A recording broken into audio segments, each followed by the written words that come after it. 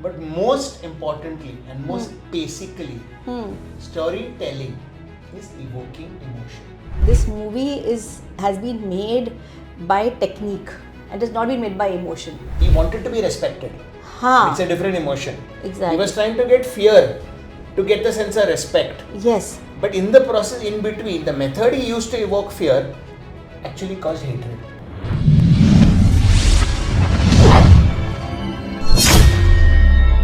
Welcome to the new edition of the E-volvement Podcast, where we meet every fortnight. We meet conscious leaders, or we decode one more facet of conscious leadership. So today I am very privileged and happy to present to you Anand Sivakumaran. Anand is the author of the book Natasha Mehra Must Die, and he's also not just a storyteller, but he's also a corporate trainer, and he has been using storytelling in all facets of his life. And today, Anand, let me know what brought you to this storytelling genre. I don't think anybody can be brought to storytelling. Okay. Storytelling is probably what we as people do from the time from the time we are born. Okay. When a child cries, Right.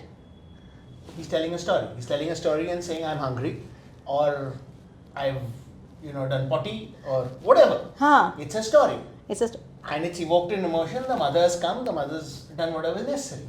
So we are all storytellers from the time we are born. correct. We unfortunately forget this and think of storytelling as this very esoteric thing.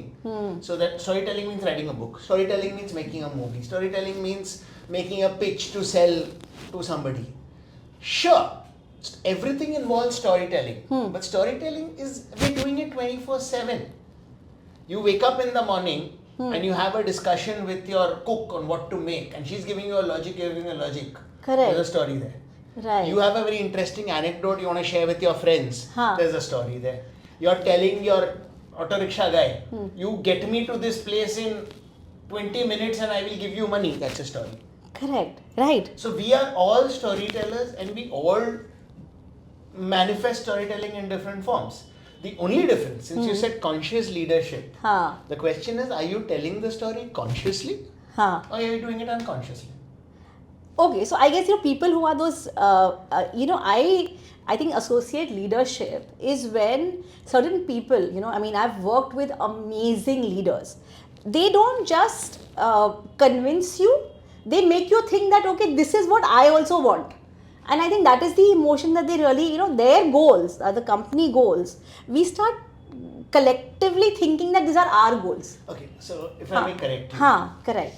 the word thinking doesn't apply. Okay, see, let's just get one thing clear. ठीक है. What is telling a story, or what is storytelling?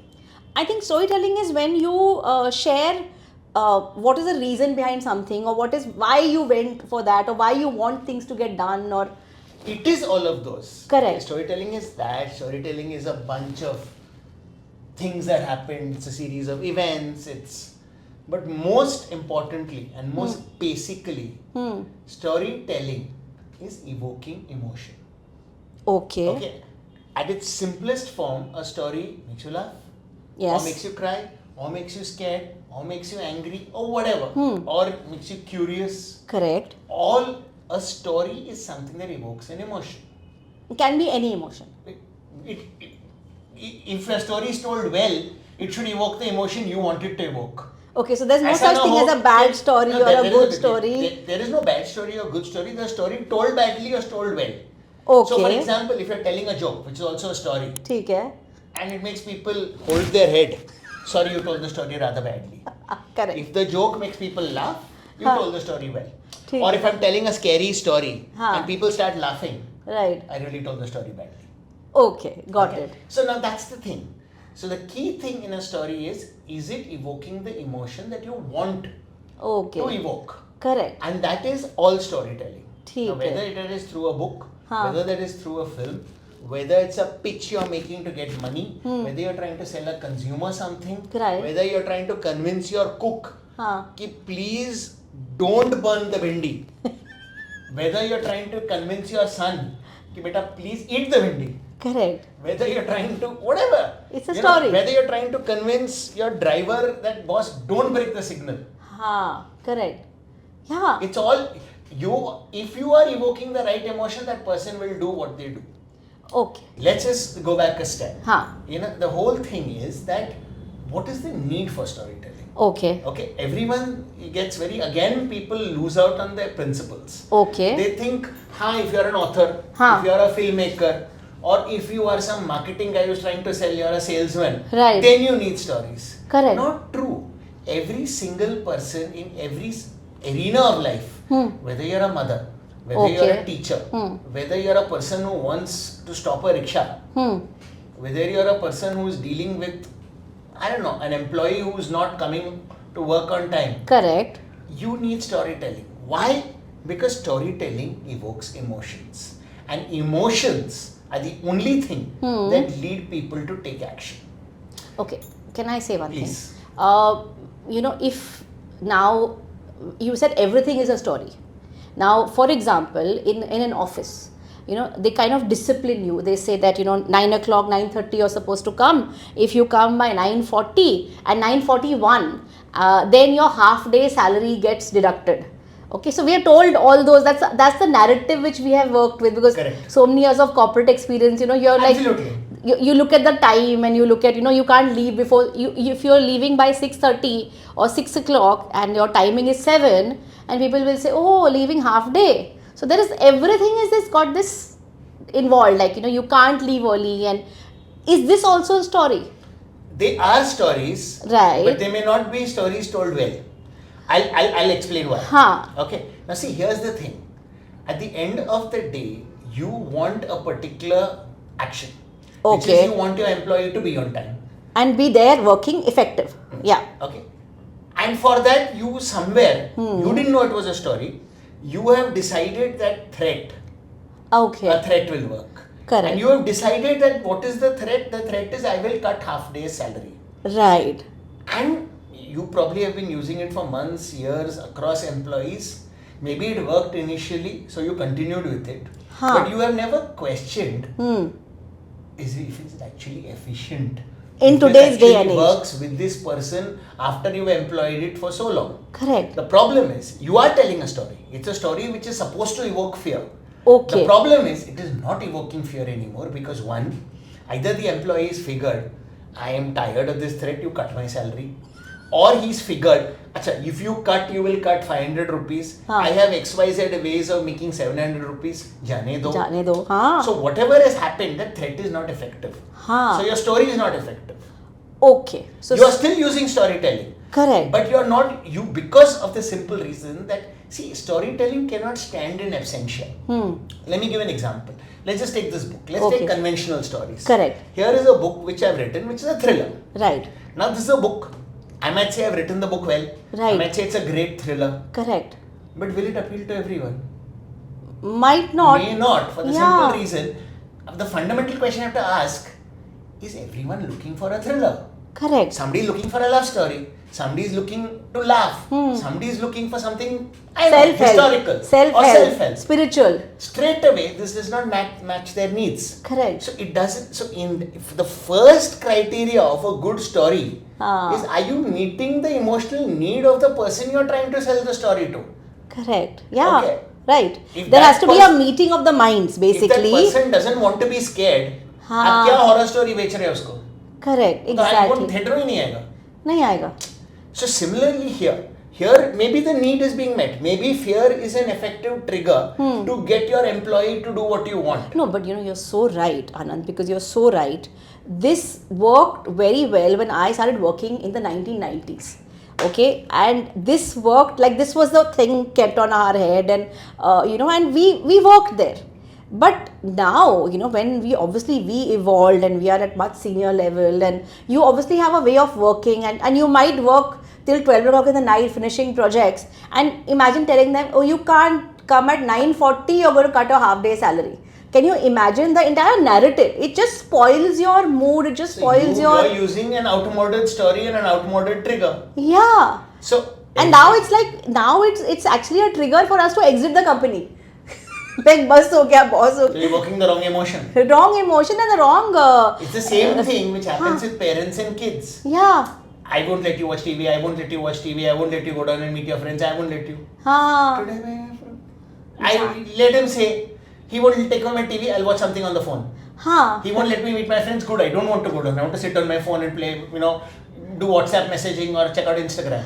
Correct. The problem is, your threats have to actually... So, if coming back to storytelling, I swear, the first step in storytelling is to say, okay, what emotion am I playing with? Am I playing with greed? Am I playing with fear? Am I playing with happiness? And secondly, what will trigger fear for this person? If I am working without any knowledge of what will scare this person, I can't scare you. You know something, Anand, this is a very weird example, okay, because I remember I was working for, I was a GM Financial. I was in the HR team and I was heading the learning and development piece for the broking company. We had a trainer, okay, this trainer was teaching or was training on emotional intelligence, okay. Now, it was a one-day program and we were making a lot of people go through it and stuff like that. This trainer had this hate of people coming late. Okay, like as a trainer, now you are basically imparting emotional intelligence, which is in itself, you have to be very, very emotionally intelligent. This guy used to say, if you come late, okay, there's a particular time limit, all right. We were asked to tell the participants that if you come at so and so time, there will be a penalty. We just told them it's a penalty. This guy started charging them money, okay. If you come 10 minutes late, you have to pay 100 rupees. If you come 1 hour late, you have to pay 1000 or something was there. And many people would walk late and whatever. And because it was on a weekend and training used to take place normally or not on the working day. So weekend, people would take their own sweet time. And end of the day, this happened in one of the training programs where I was present. Some 4,500 rupees got collected. Now, there was one of the guys who had come late for whatever reason, and for him, he had, I think, paid 1,500 or something. It was a very big amount for him, and for him it was, and I told the trainer, I said, see, I know this is what you do, but please, I would suggest, give the money back at the end of the day. They've learned their lesson. That entire day, he is aware of what has happened, you give it back. He says, no, this is the way I handle my programs, and end of the day, he ordered pizza for everyone and with that money was distributed. Now there was a guy, so this guy, I could see his face had completely, dropped and shrunk and he knew that his money has gone. It's not going to come back again. And believe me, and I told the trainer, I remember telling the trainer, I said, I don't think what you've done has been good. I said, because end of the day, they have not learned emotional intelligence. What they have learned is, trainer ne paisa le liya. I said, end of the day, what are they going back with? They've not gone, we spend money on you. We spend money on the infra, we spend money on participants coming here and, food and whatever. And this is what you've done. You've wasted that entire day. So the trainer was not listening, and that actually is what happened. The people went back and no one spoke about the training. They only spoke about paisa le liya. They didn't even speak ke pizza aaya. Nahi, because it was like paisa le liya, ye kar liya. So how do you think? So this is what I'm saying. You have to be very careful. Right. See, I'll again give you a movie analogy. In your movie, we have, especially in Hindi movies, we have this thing of the thali system. We'll make people laugh also, we'll make people cry also, Apna Bollywood, we'll give them everything. Masala movie. But the problem is, you have to segregate it. Even in a thali, the mithai doesn't come at the same time as the spicy bhaji. Correct. Okay, so I enjoy the spice and then I have, say, a dahi or chas and then I have the mithai. Right. There's segregation. Correct. So you have to understand that even in any real situation where you're trying to evoke an emotion, be very clear what emotion are you going for and why. Correct. And evoke that one emotion. If I want people to, at the end of the day, here's the problem. He wanted to be respected. It's a different emotion. Exactly. He was trying to get fear, to get the sense of respect. Yes. But in the process, in between, the method he used to evoke fear actually caused hatred and anger. So that anger ended up being a stronger emotion. So these other things which he wanted all got lost. And the training program, no one spoke about it. Exactly.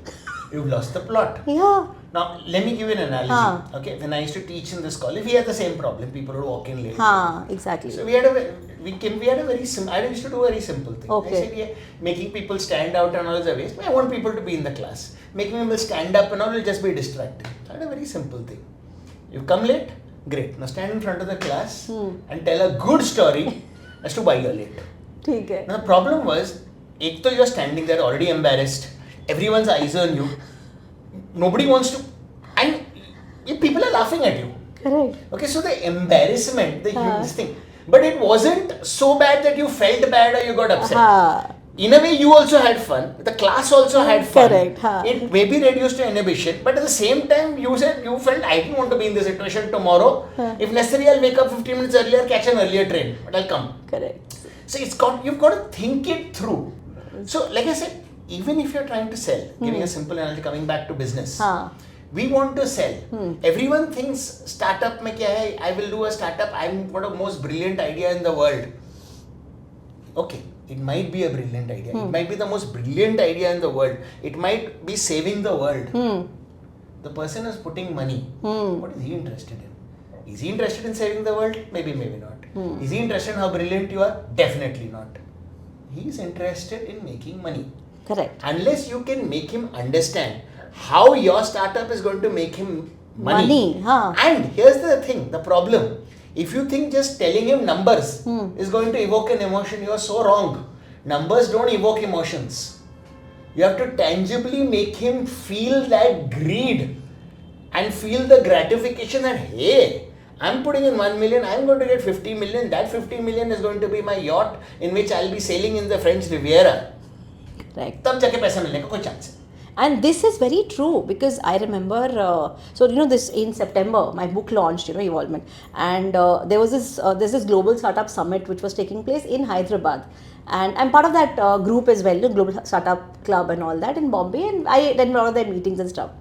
So I was there, and they had 2 halls which they had, kind of 2 banquet rooms which they had taken up, and one of the rooms was only for pitches by these startup guys, and this was in Hyderabad. And they had all these, VCs and everyone coming in and stuff like that. I attended at least a few of those pitches and stuff like that. Believe me, I didn't have money, but even I didn't feel like even getting up and thinking, let me side with them or something. Such a dry pitch. See, again, it was, they are them, and their communication was so very, very, very dry, very. They are stammering. They themselves don't know what they're supposed to say. Okay, I'll tell you why this happens. I've worked with people who've got startups. I've worked with people in the sustainability space. I've worked with consultants in the big 4 consultancies. Right. Funnily, the problems are the same. Not even at a big 4 they would. What are you saying? The problems are all the same. First of all, problem number 1, you are thinking only about yourself. Okay, you are thinking, I've got a great solution, I've got a great idea, I am a genius, I am wonderful. Sorry boss, nobody's interested in you. Rule number 1, first think about the other person. If you start thinking about that, hey, I am going to talk to Anand or I am going to talk to Reen, let me try and think of how to get Reen's attention, emotions, let me try and figure how she will get excited or greedy or happy or scared. Then you are in a position to take your startup and position it as a solution for. Give me some example. I'll give you a simplest example of all time. Right. If I tell you today that there is a whole water crisis coming. That there are 30 countries in the world already where there is no water. People have no water to drink, forget, bathe and all that. If I tell you that that by 2025 there will be a shortfall of so many 100,000 liters. Are you feeling like saving water? Are you even let's put it this way, are you even motivated to get up, go to your bathroom and see if the tap is shut? No. Yeah, kind of, but not, Kind of means it's not going to happen. Okay, here's the bottom line. Now the problem is, I've given you lots of figures, I've given you lots of facts, I've given you a lot of data. Or you know what happens with data? It goes here. When things go to the brain, people understand. Understanding is a separate function. Emotion is a separate function. Got it. And Facts lead to understanding, emotion leads to action. You want people to take action, whether it is to give you $500,000, whether it is to come on time, whether it is whatever. You need to evoke an emotion. Correct. By giving facts, by having those fancy decks, by putting in numbers, you cannot evoke emotion. That's where you're finding these presentations dry. That's why you're finding them dead. The second problem, that apart from the fact that you're so focused on yourself, is that you're just going to numbers, facts, technical data. Yes, that's important. Right. But that is the backbone. That's not your story. That is the fundamentals. Okay. Okay. The third thing, which is critical, is, for God's sake, make a human connection. If I'm sitting there and showing you a deck with numbers and pictures and all, you're reading. That's not a human connection. That's a connection with person and machine. Okay, so this is one Let me thing just add one where, thing. yeah, Let me finish this. okay. If I am talking, but you're looking at the machine, that's also not a human connection, because if you're reading, you can't be listening to me. And if you're reading, you're understanding. Okay. If you're listening, looking at my face, watching my emotional, my facial expressions, my hands, everything, there is a chance of emotional expression. So for God's sake, if you want to evoke emotion, if you want to convince people, right, talk, tell a story. Don't distract them with a screen, with numbers, with data. You can add that to what you're doing. It can be the tadka to your dal. It cannot be the dal. No, I'll tell you. Okay, so I think we've all been guilty. Maybe not you, but my corporate job, I joined in 2006 Jan. And joined Kotak Securities and stuff. So I think a year later, I was meant to do a presentation. And this was a time, when PPT and all was like at its peak, like really nice. And they had come up with those charts and stuff like that. That was all very new. And I remember making a PPT. I got to download a new presentation style and from the net, and like a lot of stuff which was happening. And everyone who was making, so we had all got separate topics to talk about. And everyone who was doing this, it was our goal was, how many slides can we add? It's like, how many answer sheets, supplements can you take in an exam? Correct. So I remember that one topic, I had some 12, 13. Good God. Okay. Please bear with me. And I think my topic was, strategic HR or something. It was an HR, I was an HR professional. So strategic HR was a new topic which had come up. And so what are we doing about strategic HR and stuff. So I remember this orange colored presentation I made, or something was happening. And I'm talking and stuff like that. But yeah, now I'm actually understanding that I think I was in love with the PPT and others were not in love with me. It was just that I was so obsessed with that PPT that I would keep looking at it. Oh wow, yeah, this is lovely. But I really don't think I can Let me ask convey you a that. question. You said something very powerful just now. You were in love with the PPT. Yeah. And the people weren't in love with you. Correct. Now, a question a person has to ask themselves. Say, if I'm pitching to a Whatever. VC, do I want them to love my PPT? Do I want them to fall in love with me? Yes. Which one? Yeah, they have So choose. They're not going to fall in love with both. Correct. But the problem is, if all your effort is going into that PPT, you're saying I'm irrelevant. My PPT is everything. And here's the thing, at the end of the day, you don't care about, you want them to fall in love with you and your business. Yes. Rather than talking about that, you're making them see charts and orange colors and God knows what else. I know. See, it's like in movies you have item songs where the whole idea is to drive home the point how hot your heroine is. Correct. But if I put 60 other models around, who's hot? Everyone's hot. Correct. So therefore you're just missing the story. You're missing the emotion. If I want you to have an emotion towards the heroine, I should not distract, na? Correct. It's the same thing. If I want you to have an emotion towards me, or I want you to have an emotion towards my business, right, I should not distract. No, that is why Abhi right now. So I think as a trainer, so I'm also a trainer. So the only thing I do now, you'll be surprised. I don't go with any PPT. Okay, and I also had read this book many years back called Death by Presentation. So that is something which I tell people: please do not come with that PPT. And you come with your as a subject matter expert, and what you are bringing to the table, you bring that. That is what you are. So I don't go, and people ask me, like I go as a speaker, and people tell me, please send your presentation in advance. I'm like, what presentation? So he says, no, you will obviously come, people have show. I said, no, it's all here. It's okay. I will talk. I'm there. I can pretty much handle it. I will not give a presentation. And max to max, I keep a flip chart or like a marker or something. And believe me, people are shocked. How are you going to convey your training? How are you going to give a speak? I said, I don't need that PPT. We work now beyond that. No. But people don't like, they're still attached to it. But that's the whole problem. They're so attached to it and they're sabotaging themselves. Like now, okay, I'm working on a startup and taking it to VCs. So I shared my basic deck with a few friends. Right. They're looking and saying, but this doesn't answer this doesn't answer that, this doesn't have that, it's just got... I said, that's the whole point. If they're going to be looking at the deck, who's going to be looking at me? Who's going to be listening to me? Correct. That deck is an add-on. It is not the story. Correct. So let's put it this way. If in a scene, you're watching two actors, you're watching two characters, you're watching the emotion of the scene. Right. उनके पीछे जो furniture है, जो curtain है, that is just adding on. Correct. If the attention goes to the curtain, your scene is dead. That's what your presentation is. If the attention goes to the deck as opposed to you, you are dead. Wow. I think, guys, this is something that every presenter, like whatever you're presenting, be it at a company level, be it at a, at a team level, or be it at a department level, please understand that you need to be your own story. And what you said, that some people were struggling with the communication. That's also because you are so caught up with that script. My presentation, this jargon, this language. The reason people aren't able to communicate is because they're not talking from the heart.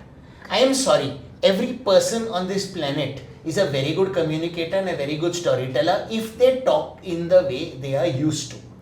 If I now sit here and try and give you management jargon and all fancy words, training words and all that, I'm sorry, I will,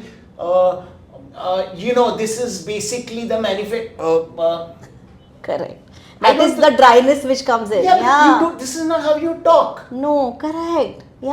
Talk be yourself. The reason a chai wala sells well, he doesn't try and give you gyan about green tea and Earl Grey tea and matcha tea. वो बोलता है चाय गरम मसाले वाली चाय. Correct.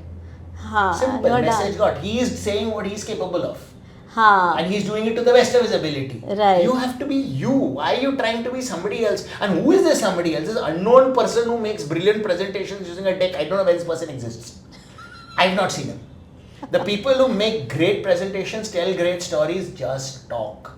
They look into your eyes and talk. There was a time when before all this nonsense of computers and all, in the movie business, writers would narrate the whole film. And they didn't have anything. They had like maybe some papers, some notes, and they would just tell the story. And for 2 hours, 3 hours, they held producers and actors enthralled and the movie got made. Whether it was good or bad, it was made because the narration was so good.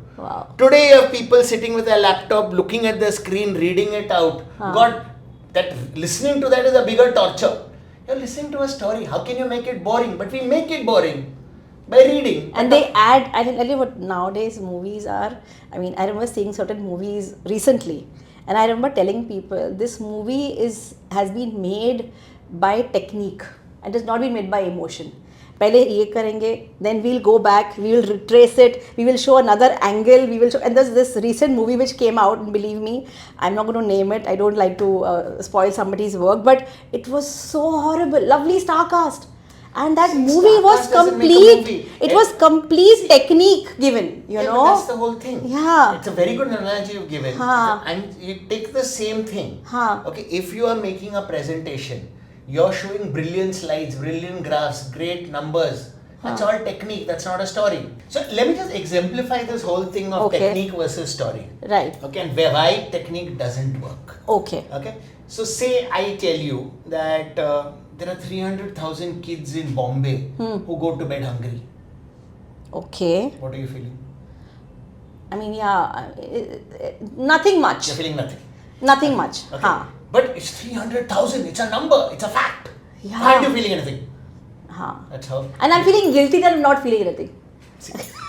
Somewhere. Which is completely counterproductive. Now let's try it differently. Right. So Reen, while I was coming to your recording, I passed by Bandra and we stuck in this signal at Linking Road. And because I'm stuck, I was looking around. And on the road, there was a small kid, street kid, must have been maybe 4-5 years old. Yeah. Fata kapda and everything, and sitting down and crying. Right. Why is the kid crying? Then I saw that, nearby there was this whole garbage bin. And you could see that, all this McDonald's ka thrown away burgers and all. This kid had pulled out one small packet of that. It was my chota tukda raha hoga of the burger. And was trying to eat that. But there were bigger street kids who basically pushed him away, taken that burger, and they were eating it. And this kid was hungry. Yeah. And he was looking at them eating that dirty burger which was in the garbage. Correct. Are you feeling anything? Yeah, I'm feeling really sad for the kid. That's the difference. Yeah. That is the difference. So if you think that by saying numbers or by saying things or having those old-fashioned threats or saying I will cut half your day's salary, you are actually going to get people to take action, you are sadly mistaken.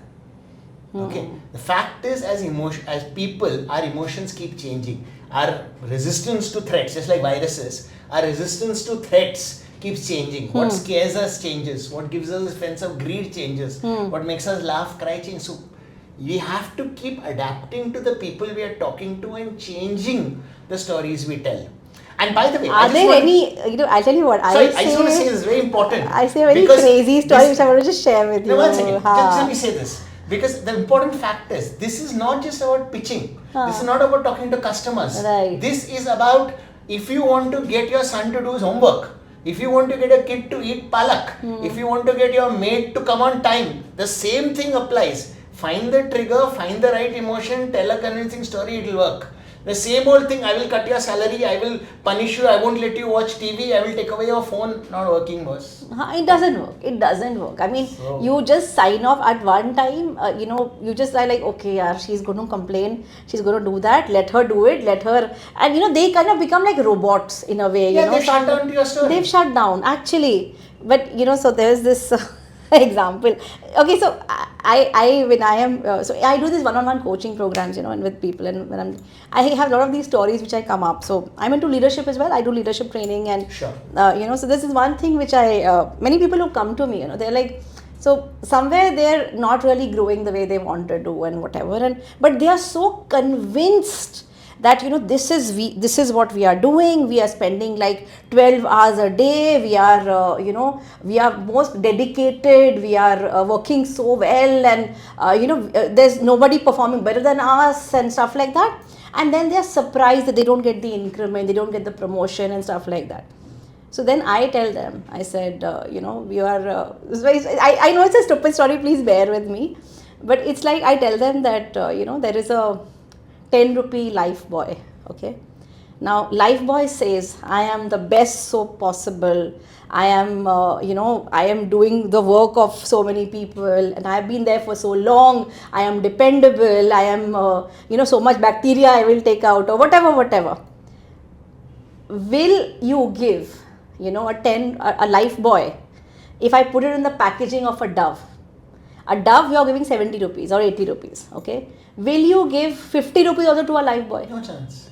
I said, but the life boy is performing. He's there. He's year on year. I said, will you give it? Because if it doesn't have the quality of. See, again, this is the whole problem. You're performing. Correct. That is a fact. Right. But facts don't evoke emotion. Dove, like you said, has that whole mystique. Oh wow, the minute I think Dove, I think smelling good and looking like a princess. Correct. So if I was a woman, I'd say, Dove. Dove. Makes sense. See, that's what I'm saying. That connected emotion is the key. Unless you are evoking an emotion, it doesn't matter. Otherwise, you're just stating facts. I come to office on time, I work like a dog, I produce results. No, and people tell me, I work so long, I have been working for so long, I don't get the promotion. I'm only getting 5%, 8% increment every year. This is what is happening. Because why are people not appreciating me? Because they're not telling a convincing enough story. No, because they have not, it's not just going to be a one-day job becoming a life boy to a Dove. It is, so when I tell people, I said, what have you already done to upgrade yourself? Here, we upgrade people. I work on them one-on-one, and literally we kind of change their entire facet of life. Absolutely. It takes time. Yes. So Lifebuoy has to become as sweet smelling as Dove, and then sell the story that it is as. Exactly. So let me give you another example. Right. Okay. So one of the things I also do is I'm I do brand storytelling consulting for Right. a brand called Terra Luna. Okay. Terra Luna is a sustainable brand. Right. They basically work with this khadi. Okay. Khadi. Now, if you think of Are they khadi, with the Khadi India or is it no, a separate thing? Separate. Okay. It's a fashion brand. Acha. High-end fashion. So here's the thing. Exactly. When you think khadi, you think KVIC, you think khadi, you think the politicians ka dress, you think rough. वो क्या अपना Khadi Bhandar. Exactly. Okay. But now, that's the shirt. Okay. This is Khadi? Is it soft? Yeah. Do you like the color and shine? Yeah, it's nice. This is Terra Luna khadi. Now here's the thing. My God. So here's the thing. You've taken something which evokes a negative thing. Right. Number one, like you said, you have to change from inside. Correct. So these people, by the kind of washes, the kind of shine, the kind of this thing, they've made a very fashionable, trendy garment. Doesn't look like Khadi at all. Now the second part of it is, now this story I have to communicate. Right. So what we would do, we'd go on the streets, and we shot these videos, put them up on social media, catch people and say, Khadi, it's for old people, it's rough and brown and grey, it's this. Then you make them touch the garment. They're like, this is Khadi, exactly like what you did. Yeah. This is so soft, this is so colourful, this is so young, this is so fashionable. Now when people see that, correct, a story is sold to them. So in fact, I've changed the whole branding of the company, where we're saying this is new Khadi. Okay. And Khadi is fundamentally about India. Right. So the branding is now new Khadi for the new Indian. Lovely. Now that tells a story. Correct. So that's it evokes an emotion. Yeah, it is new India. So the whole thing, Green, like you said, first, like as a trainer, what you're doing is fantastic. You're changing the inside. So the process is changed. Like I make a great product. I, get all the numbers and everything perfect. Correct. Which is what all these people who are pitching startups or the people who are working hard in companies, I guess they are doing. Right. The second part is to figure what the person whom they want to sell to, the person whom they want something from, what is the emotional trigger for them? And then tell the story. The same person, if instead of just showing up for work and doing this, if he can position himself as a problem solver for the boss's problems, he will rise up in the company. But Anand, I'm not kidding. Now with ChatGPT, which is, like AI and, okay, I'll tell you what, my experience with this is everyone is just jumping onto this ChatGPT bandwagon, okay? Whether it is required, whether it is not required. And, I keep hearing, across all my friends who are now I left my job last year. So everyone is like, what, ChatGPT is going to replace people. That is what is going to happen. And okay, my experience with ChatGPT was really weird. Okay, so I was writing my book last year, and my editor. So this year it happened. My book was already written. It was in the editing process. My editor tells me that this particular thing you've mentioned, I had written about the forgiveness process, and for me that is like second nature. I tell people, I take them through 3-4 forgiveness techniques. Okay, lovely. So it's not just one technique, depending on where it is, how it is, we go through certain techniques. So I said, this is what I do, and she says, but I would love for you to write it down and add that in your book because it's incomplete. So for me, editing is going on, and to write, it takes a little bit more of the creative skills, and the flow has to happen. And absolutely. Because I don't think the book was written by me, it was written through me. Because I think when the flow happened, none of us write. We are basically pipes. It comes from some higher thing, and our job is to just put it catch down it and share it like with the a good world. pipe without losing anything in the bargain. Like I'll tell you what, with me, I was getting the feeling that the book is already written somewhere in heaven. It is. Every story is already there. Right. It's already written, and I had just had to be the right vessel with all my experiences to kind of capture it and then put it across. That was the way it was. Absolutely. So I was not getting the flow. I said, because for me, I knew what I had to write, but the way to write it was just not happening. I was kind of stuck. And there is this person I was speaking to, and he was like, he's written many books and stuff, like many e-books and stuff. And he just told me, don't worry, I'm going to help you, or you're going to thank me one day. I said, okay, great. This person in front of me opens ChatGPT, okay? And he literally puts like, okay, this is the thing, this is the issue, this is happening, this is here, this is here, this is here. He puts all that. And then ChatGPT comes up with this 8-9 pager, and he WhatsApps it to me immediately. See, you're done. I read the first 2 lines, and I am like, God bless my soul. I'm not going to write this in my book. I am, it was just not me. I said, how can you write something so dry? And that got me thinking, how are we relying on Chat GPT for making our decisions? Chat GPT is a helper. It's not the crux. It's not the main thing. It's again the same thing where we started from. What is storytelling? Storytelling is evoking emotion. Correct. However, emotions is a human thing. Right. How can you go to a machine and expect it to manufacture emotion? It's never going to happen. Right. Chat GPT, like you said, this thing, it can give you information. It can give you facts. It can give you numbers. That's the best it can do. Correct. Which is why Chat GPT cannot replace humans. It cannot replace storytellers. It cannot replace anything where a human element is required. Yeah, if like that person you said who goes to office every day, does some totaling of numbers and goes back in the evening, he will be replaced. Correct. So the point is, if you as a person cannot bring your own individuality. So the workers of the world will get replaced, but not the thinkers of the world. No, not even a worker. Thinkers definitely cannot. Correct. But as long as you think of yourself as a mindless worker, you can be replaced. But even a worker is an artisan. He's a craftsman. Correct. I'm sorry, but even the guy who's fixes a car. No. So when I say worker, I am not meaning those artisans. I'm meaning those mindless. No, so I'm saying, but even if you're in a factory and you're turning a nut and bolt, if you reduce your job to just turning a nut and bolt with no value addition, you can be replaced. But if you become somebody who doesn't look at his job that way and says, I'm going to add value, I'm going to make this better, I'm going to make this product better, which is the human element, nobody can replace it.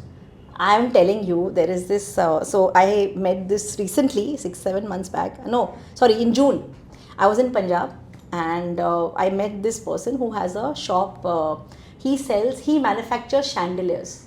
Okay, so lovely chandeliers in Punjab, I forgot his name exactly, but this fellow, he was just taking me around his shop and around the showroom, this very, very big showroom, and he's got these, believe me, he's an artist. He doesn't talk about a bulb. He's like, okay, this is the bulb, this is the angle, this is what is happening. I could see the kind of love that he has for chandeliers. And that was translating itself into his work, He's not just, yahan pe le liya, China se maal aa gaya, ye kiya. No, this guy knows exactly what level of glass, what color to put here, what is happening there. So that is the level. Even I have a dentist, okay, my Mumbai dentist. He's an artist. He doesn't just fill a cavity. He's like, he look at it from all angles. Oh, wow. Look at the way it is done. Look. So these are people who are actually loving their job. They love what they bring to the table. This is something that 100 years, 1,000 years will not be replaced by machines ever. See, because love cannot be replaced. Love is an emotion. Correct. So if any of us, no matter what we do, if we bring in love and emotion and passion and joy into what we do and let that communicate to people we work with, you cannot be replaced. Now, whether that is delivering a cup of chai, whether that is making that cup of chai, whether it is cleaning the kettle, there is a difference that a human does and there is a difference that a machine does. But if we as humans consciously choose to work like a machine, no, that is why we have conscious leadership. No, being a leader, you have to be conscious in every area of your life, what you're doing, what you're bringing to the table. You have to love that leadership, love that fact that you're changing people's lives. And it's very funny because that comes exactly to what I'm saying. The thing is, we are all telling stories. Right. But are we telling stories consciously? Correct. So if we are telling a story consciously means understanding who my audience is, understanding what emotion I need to evoke for him to take an action and telling the story in that way. And that is what a conscious leader will have to do. Whether it's his employee, whether it's a customer, whether it's whoever. Right. So conscious storytelling is a primary ingredient of conscious leadership. Obviously, it's important. So I'll tell you what, my favorite book, biography, my favorite by far is J.N. Tata's biography, For the Love of India. It's by R.M. Lala. I love the book. I've given examples in the book as well. I just love the books. I had gone to, Della Adventures at Lonavala, and we were staying there overnight, and every room had a copy of that R.M. Lala book, okay, For the Love of India. I remember late into the night, I'm just reading that book, okay, I'm reading that book, and next day morning, I'm at the front desk, I want this book. Okay, and I come back and, I've cited that example so many times. They say that so many of Jamshedji Tata's vision and whatever he set out to do did not come to fruition during his age. It came to fruition much later after he died, because his vision was so powerful, it evoked emotion in all the people around him, his nephew, his two sons, his grandnephew, everyone. And accordingly, they kept continuing with that vision and having more visions. And that one chapter of his book is, he said, so they don't talk about the things that he did. They said, the men that Jamshedji built. There you go. That one Which line. I have also headed a team, I've had multiple teams and headed them. I've always, that was so powerful for me, that one line, the men that Jamshedji built. Whenever I would get my team to come out. I said, here's the thing. Ultimately, right, a machine can build a machine. Right. A machine can't build a man.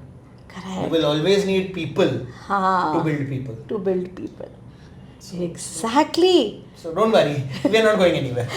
We're definitely not going anywhere. And I tell you, this is what, so I guess now I hear a lot about corporates, they're having the storytelling session. They are actually getting their management heads, to go through the storytelling workshops and something like that.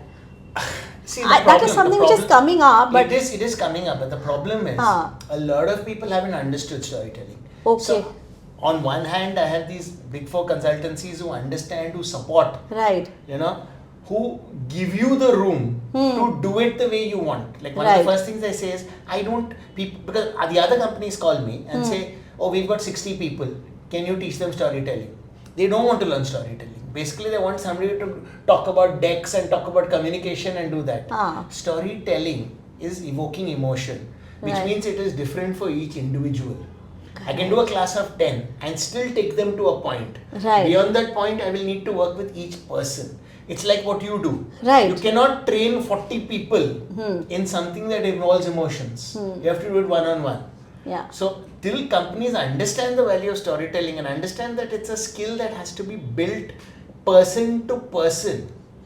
Because see, here's the thing, storytelling, you don't learn by going through a lecture or workshop. You learn by doing. You do, you fail, you come back, we discuss. I tell you why, you could have tried that, we could have tried that way. They go back, try, they'll find their way, they find their voice. Correct. That's how storytelling will happen. Amazing. I think this is... and I really want that, I've spoken to some schools, some colleges. This is something that needs to be inculcated at that level. I find that, good you mentioned it, I find that today's schools, like earlier my school, we had so much extracurricular activities, and our extracurricular activities was not just sports. Like I mentioned this even in my last podcast. I had dramatics in school. We were doing skits, we were doing plays, we were reenacting Sound of Music. We were, I had first aid. I had home sciences, we were cooking and I don't know what not. We were doing fabric painting. We were doing a lot of other stuff, and we were literally like fabric painting. We were creating masterpieces. Like we were like, okay, what can you copy? Which painting can you copy? And we were doing all that, in my school. We even, by the way, even by 9th, 10th, we even had a session where we were learning how to do manicure and pedicure. Okay, it was a girls' school. So yeah, we were learning all that. So they were teaching us a lot of stuff which is like everyday practical stuff. And now I see my nephew, okay, he is just studying.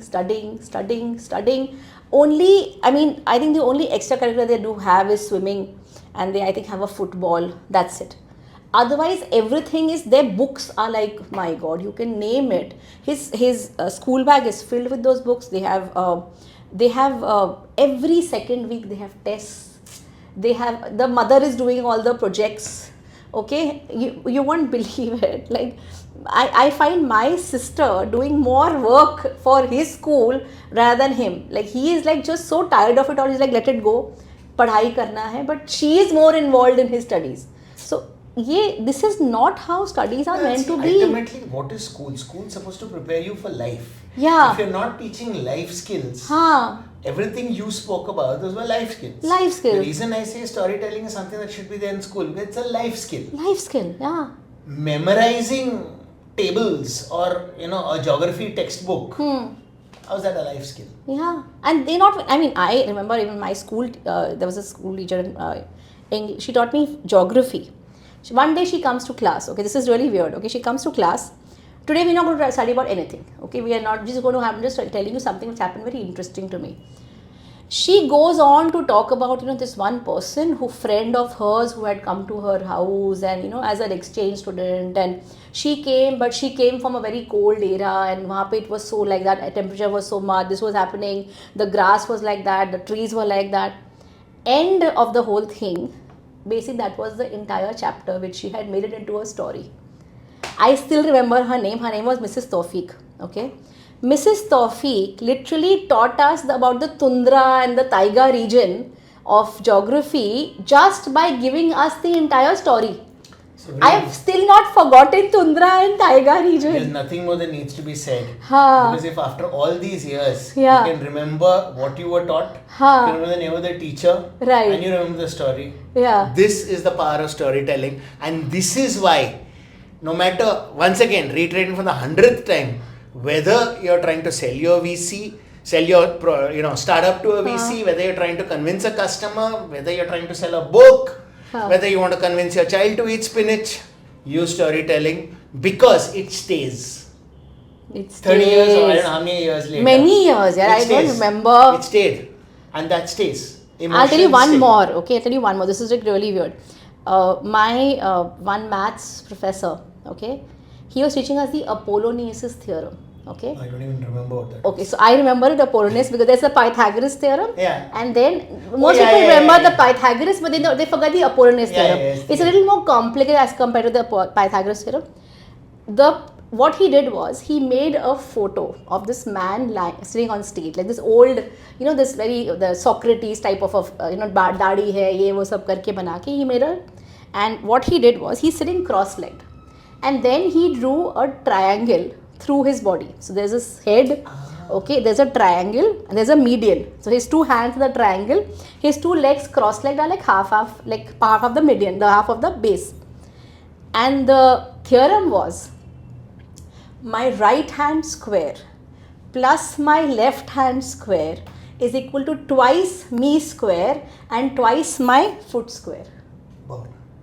I still remember the Apollonius theorem because of that one story. I mean, that was Hussain sir karke the hamare, Sartaj Hussain, and brilliant guy. Brilliant is not the word. I mean, we were very privileged to have learned from him. I was in my 10th standard. So everyone who's listening to your broadcast, what they have to just take from this is, if they can incorporate telling stories and telling them well into their daily life, somewhere there'll be people talking about them saying, man, that guy is so brilliant, or that woman was so fantastic. Correct. And what more do we want? Yeah. We want to be remembered, we want to be praised, we want to get what we want to happen. Yeah. Tell stories and tell them well. So this is... And tell it consciously. Yeah, because you can't tell it if you don't believe in it.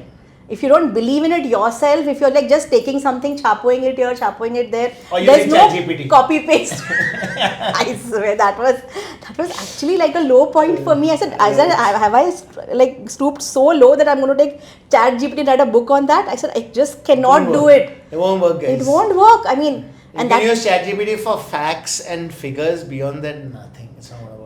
No, and I have another theory about it. ChatGPT is basically the amalgamation of whatever has happened in Google so far, whatever they've taken it.